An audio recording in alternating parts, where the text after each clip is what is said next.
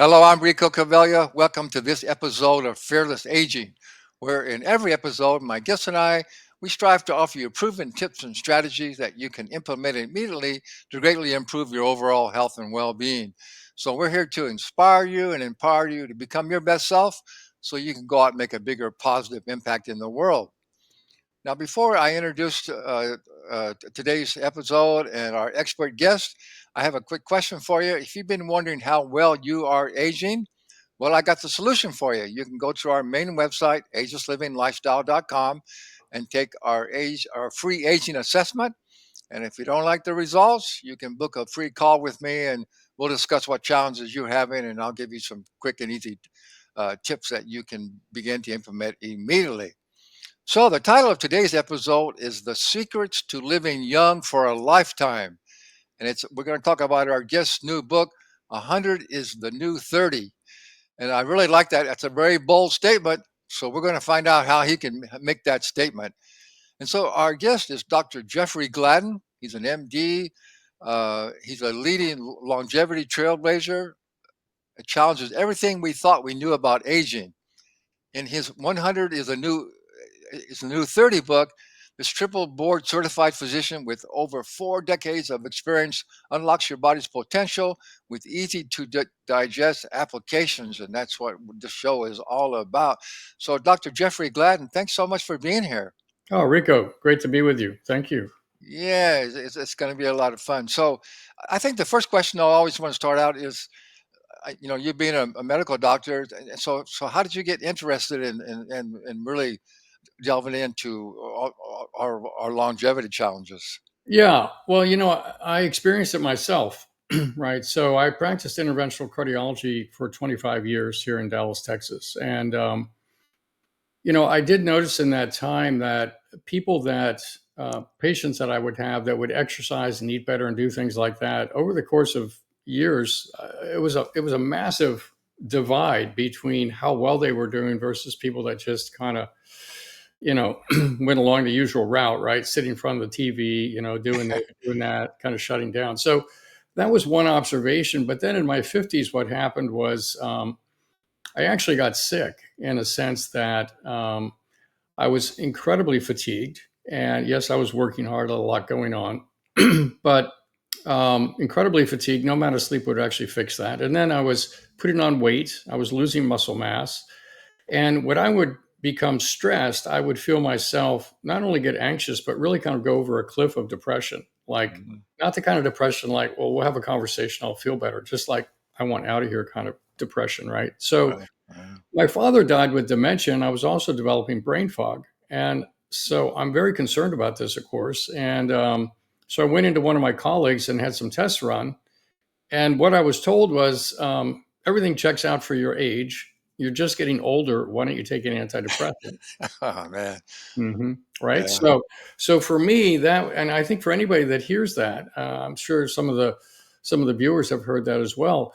It was such an existential moment. I've always been extremely athletic, not like a super performer, but very athletic snowboarder, mountain biker, surfer, runner, guitar player. Very active in many many fields. And Good. to think that I was just going to go downhill from here, right, was really discouraging. And I couldn't believe that in my mid 50s I'd hit the peak. And so I rejected the advice. I didn't take the antidepressant. I threw myself into the functional integrative age management medicine space, and it took me 2.5 years. But if I had the labs in front of me now, we could do it in 5 minutes, quite honestly. Mhm. Um, but it took me 2.5 years to figure out what was going on, right? And I had subclinical hypothyroidism, meaning that the blood tests all looked normal, but my reflexes were very slow and my metabolic rate was low, which means that I was not getting enough thyroid activity in my cells. Mhm. And on top of that, genetically, I found out that I don't convert inactive thyroid to active thyroid in my brain. Mm. And this is fairly common. So once I knew that Synthroid or T4, the typically prescribed thyroid, wasn't going to do the trick for me. I needed a combination of T3 and T4. So once I got on that, it was like, oh my gosh, the lights came back on. It was really amazing. Like, I woke up in the morning like, oh, okay, let's go. And then on top of that, I was hormonally depleted, right? Lower testosterone, DHEA, things like that. men go through andropause just like women go through menopause. And I think to age well, it's very important to have hormones that are optimized, but to have hormones optimized, it's very important that you avoid cancer risk. And so being able to do that in a very conscientious way to where you actually avoid the pitfalls of hormone therapy, but gain the benefits is something that we've focused on here at Gladden Longevity. And then the other thing was that I don't make certain neurotransmitters very well. My genetics show that I don't methylate well. It's not just MTHFR, it's a number of different genes, which I don't have Alzheimer's genes, but I have these genes and they predispose me to dementia from a different pathway. But once I got on the right combination of supplements, B vitamins, B12, activated B6, folate, but folinic acid also for me, and SAMI was really a game changer. I could get stressed and I wouldn't get depressed anymore, right? So I'm like, oh my gosh, I feel so good. I wonder how good I can be, right? I wonder how good I can be. And that's what really started it for me. And I thought, I've been practicing sick care for 25 years. I can't do that anymore. I really have to leave sick care and go help other people optimize their health and longevity. And that started in 2012. So we've been doing this, before the curve kind of really came in around us. But we've made so much progress in terms of what we do and what we can help people with. It's quite phenomenal. So anyway, that's kind of how I got into it. Yeah, that's such a great story. And I mean, it's so good to hear that, being a medical doctor, I just love what you say. That's right. To get out of sick care and really get into real health care. So I really appreciate what you're doing. So the number one thing, and I totally agree with this, as you mentioned, is the first thing you do is you got to change your mindset on aging and longevity. So talk Yeah. just a little bit about that.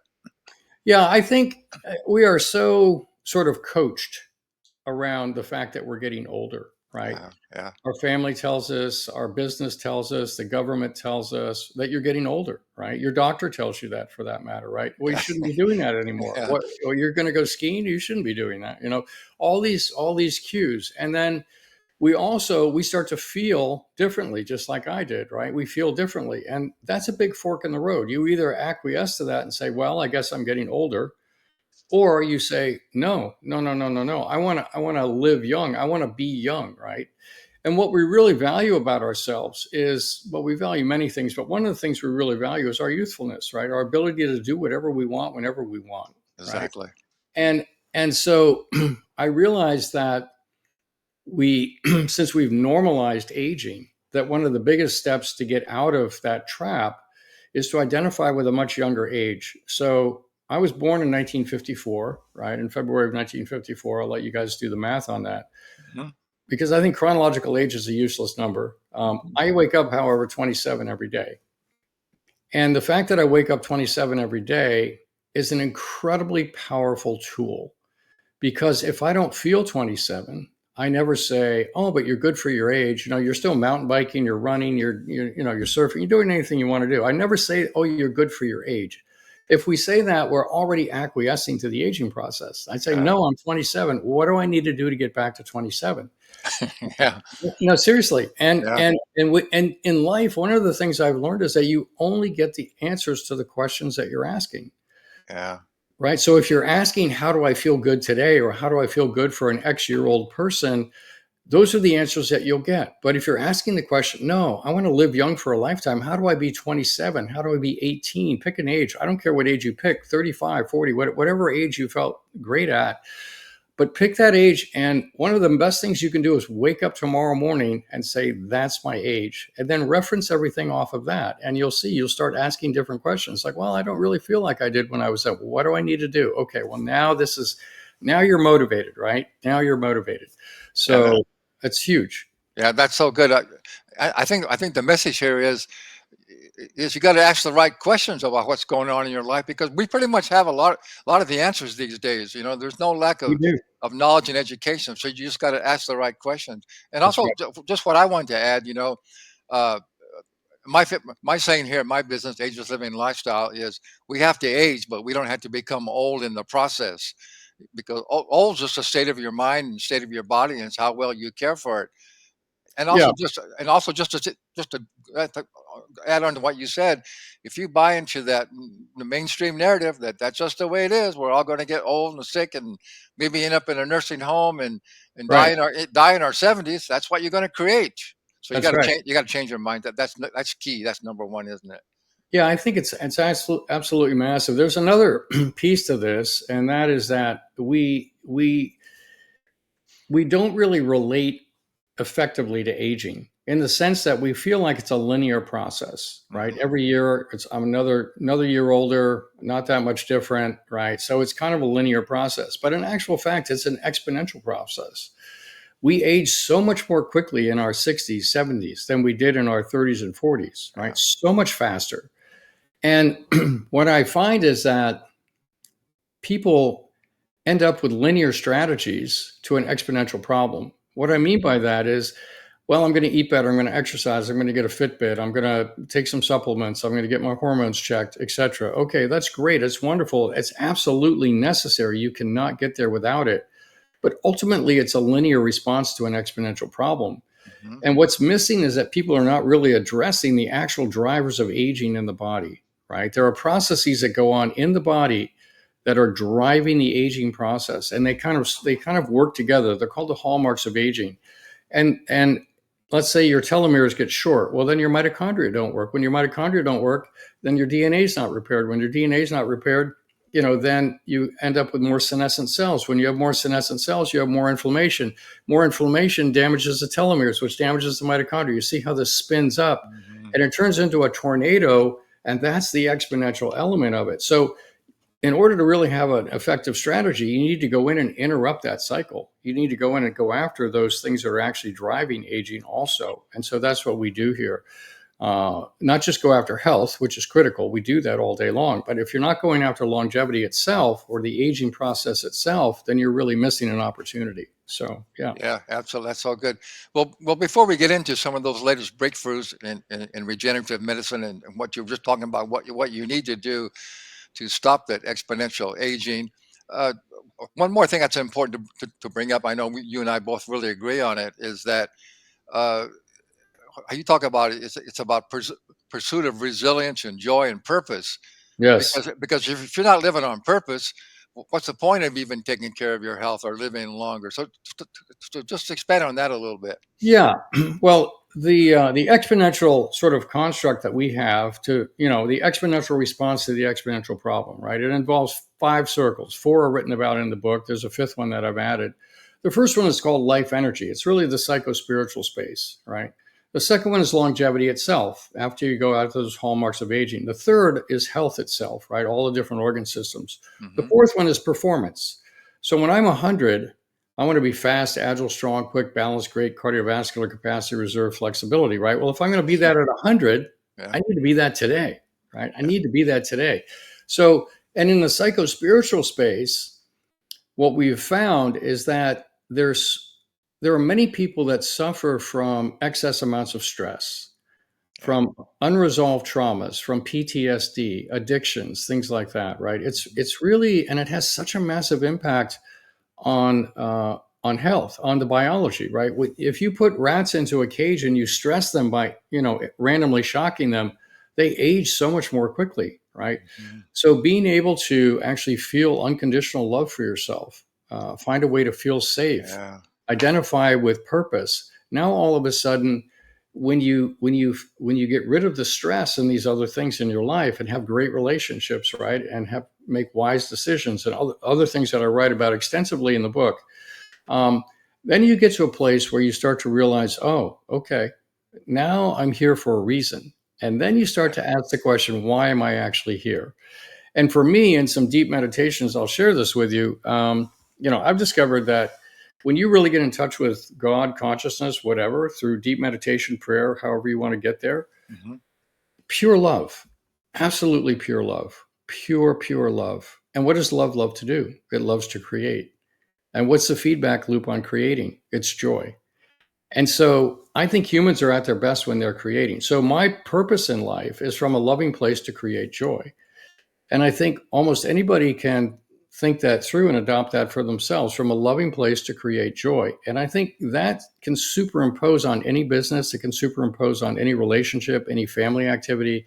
And I think it's really important to have that greater sense of purpose, that we're really doing something, right? Or we're really aligned with source energy, with God, with whatever we identify with, right? And when you have that, all of a sudden your resilience goes up dramatically, right? Because it doesn't matter if AI comes in and starts doing things, right? We're Yeah. still aligned. We still have purpose. We're still human. We still have meaning. So yeah. Yeah, that's so well said, and I'm so much in alignment with you. You know, I believe that we're all here with a divine purpose. I think that Right. first divine purpose is to learn how to live together in peace on this planet. I think that's our main purpose. And then we Yeah. all have individual purposes, how we can use Yeah. our unique abilities and talents to serve other people. And so when you're living with purpose, then that's what's going to give you motivated to take much better care of your health and realize, hey, I want to stay around here and live as long as I can so I can live my purpose and make a difference in the world. So that is so key. I'm so glad you say that. We're just so in tune with each other. Yeah. I love that. That's so well said. Okay, well let's get into some of the some of the latest breakthroughs in regenerative medicine and what people.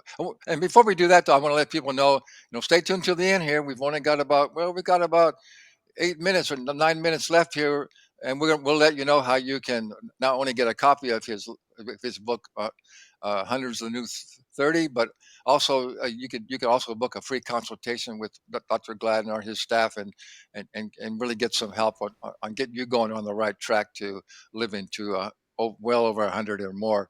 So let's talk about some of the latest breakthroughs in regenerative medicine. Yeah. For us, it starts with the diagnostics, right? I was interested to see that you're offering some sort of a profile for people to actually understand where they are in the aging process. Hmm. I think one of the other big handicaps that we have in the aging process is we don't know the cards that we're holding and we don't know where we are in the game, Hmm. right? So it's impossible to win an exponential game if you don't know the cards that you're holding or where you are in the game. And Hmm. so, excuse me. So the cards that we're holding are basically our genetics. So it's so important to get high quality genetic testing done. And it's easy to sequence genes now, but it's the reporting that makes all the difference. And so I don't have any financial relationships to what I'm going to mention, but there's a company out there called Intellex DNA that does a great job of actually giving very actionable reports, very high fidelity, very high quality. They don't test for everything, but what they do test for is incredibly useful. There's also full genome sequencing you can do. New Amsterdam out of Boston does that. Their reporting is a little more opaque, a little harder to figure out what to do with it. Um, but if you understand that you have genetic predispositions, then it becomes really easy to miss the icebergs, right? Like you don't have to get dementia, you don't have to get heart disease, you don't have to Hmm. get whatever's in genetically predisposition. So I think starting there is massive. Then the second thing that I think is a real breakthrough, I'm really glad we have that kind of genetic testing now, is actually measuring your mosaic of biological ages. So people have heard about this concept of a biological age, right? We all have a chronological age, that many Right. laps around the sun. But we also have a biological age, but actually it's more important to understand that you are a mosaic of many, many, many, many, many biological ages, right? You Hmm. have a skin age, an eye age, a hearing age, a brain age, a heart age, right? On and on. You have a telomeric age, you have a mitochondrial age, you have a bone density age, you have a senescent cell burden that correlates to an age in your body, right? So if you if you really want to win at this game, it's important to know what are my mosaic of ages, right? And that means getting some testing done. And I was just at a conference with Irina Comboy from Berkeley, and Dobry Kiprov, who works with her, and I work with them as well. And she was telling me about a new discovery that they've made. So one of the things that we do to reset the clock for people is to do plasmapheresis. So we basically hook people up to a machine, take out their blood, separate the cells from the plasma, throw away the old plasma, which is full of all these inflammatory cytokines and senescent cell products, if you will, and then Uh-huh. replace it with albumin and saline. Albumin is the major protein in the blood, and put it back. And you can take an older person And you can actually rejuvenate their system simply by doing that 2 or 3 times within a certain period of time. And depending on how sick somebody is, it's either more times or closer together, whatever. But we can adjust that. But What now is that called? What is that called? Plasma what? plasma phoresis. Yeah, Phoresis. Wow. Okay. phoresis. Yeah, pH. I'm writing that down. Okay. Go Yeah, ahead. plasma phoresis. And they found that that doing that is as effective as giving young plasma. Now, young plasma has some benefits also, but they just have discovered that a new molecule that actually, if you combine it with plasmapheresis, will maintain the effects of plasmapheresis for much longer, right? And so they have a test called a systems age, which we can do here at Gladden Longevity. And that basically will give you another look at where you are in the aging process. So the fact that we have more advanced ways to understand where we are, what the hurdles are, right? And then have specific technologies and techniques beyond just taking the right supplements, eating better, and exercising, all the things that are super important. But even more sophisticated ways to get at that, right, is super helpful to know. And then I think on top of that is regenerative medicine, right? So we do a lot of that here, right? We can rebuild brains, we can rebuild knees, we can do all kinds of things. It's amazing, right? We can stop heart disease. I'm not making claims here per se, but this is what we see. We observe people that come in with atherosclerosis and it doesn't progress or it regresses, right, when they're doing the right things. And a lot of this is coming from the fact that we are relentless about understanding what's the root cause of what's happening. Yeah. So people come to us all the time that have had a problem and they say, well, my doctor just put me on this. And, it's worked for a while, but now it's not working. Well, I said, well, did they ever, deconstruct the situation to see what was really going on? What's going on with your gut and your genetics and your predisposition? No, nobody ever looked at that. It's like, oh, well, why don't we take a look at that? When we unravel that knot, all of a sudden we can see where the issues are, and so people are able to get off their steroids for psoriasis, or we can slow down, or even, I'm not making claims, but we see neurodegenerative disorders improving, right? So heart disease improving, athletic performance improving, bone density improving, all these things improving, as opposed to just kind of maintaining them, right? So I think when you're thinking about your own health, it's important to understand, okay, I need to know the cards I'm holding. I need to know where I am in the game. And then I need to align myself with somebody that has access to these regenerative tools that can come in and actually start to reboot me, right? Because that's going to be the path forward. So, Yeah, that's such a good message. And so I think a real big message for our audience is you don't have to settle. There's so many.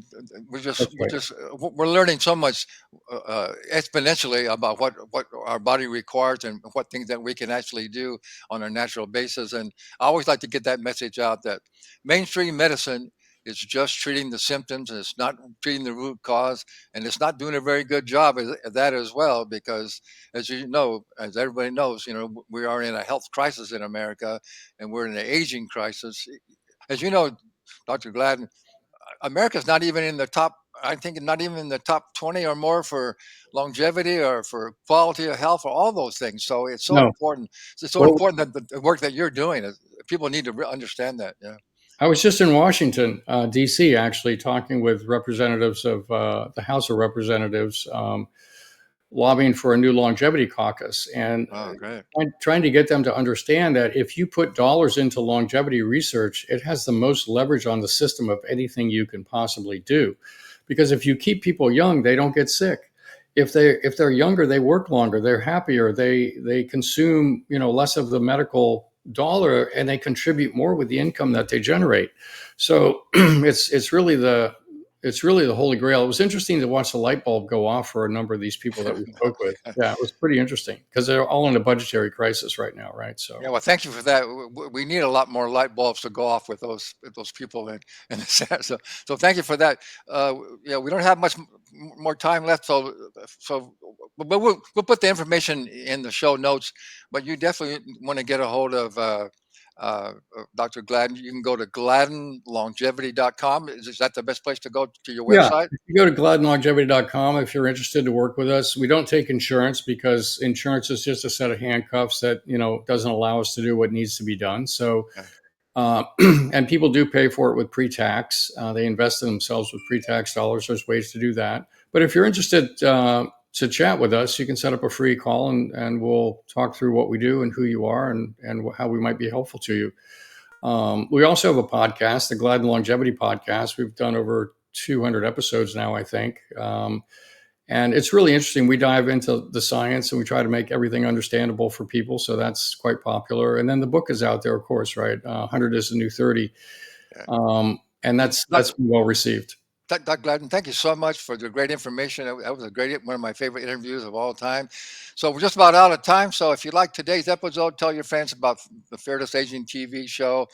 And as always, we give a lot of information and good knowledge, but you got to take action on it. So be sure and to check out Dr. Gladden's on his website.